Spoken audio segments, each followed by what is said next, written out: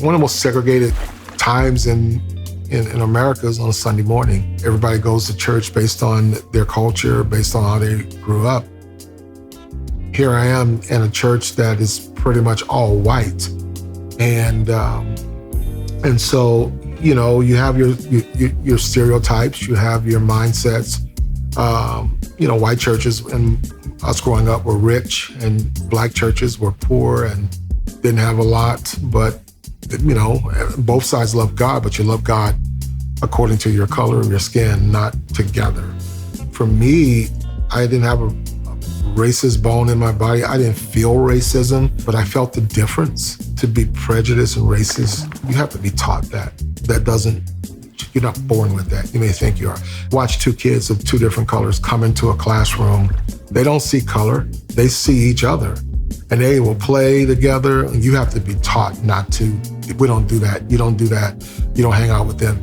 That's something that's taught. And so I think we have a long way to go. We've come a long way, but we still got a long way to go. And on that journey, it's not everyone's job to change the world in terms of being a spokesperson for one color or one race or the other. But we all have a responsibility inside of the community and the world that we live in to educate and teach our children and those who are around us and make sure we keep our heart right about it. I've never been a part of a church that was not black. It was emotional when the preacher preached, you know, they call it hooping. And so you get up and at the end you close out and the preacher would like, I'm getting ready to close, you know, and so that's how I was taught to be a preacher, you know, and so he was sing out the end of his message. And then you go to this white church and it was the same tone the whole service, you know, and I'm like, if anything, I didn't think it was racist, but I thought it was boring, you know, and being African-American, I'd never been around white people outside of, you know, school and maybe in, you know, football and coaching growing up, but to be around other church people that are all white and I'm pretty much the only black person around, I knew it was different. You know, back then it was Western and cowboy. I grew up in gospel and, you know, gospel church and the gospel choirs. And so the music was different. The people were different, but they never treated me different. I was always respected. I was always embraced and loved on.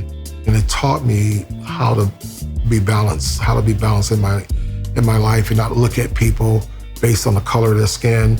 But at the same time, not ignoring who I am and where I'm from and those things that to me is still important.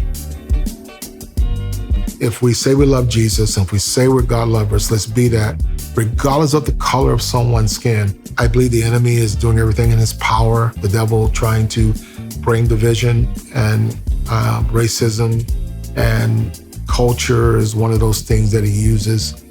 I think it's important for us to realize that, hey, we're all serving the same Jesus and the same God. I will say that we have to all stop and take a deep breath and really stop assuming, stop judging. And if you really believe that's happening or someone's that way to you, if you have the opportunity to have the conversation with them, have the conversation with them. And if you have a problem with it here, you don't want to go to heaven because, you know, I don't think our skin color is going to change when we get to heaven.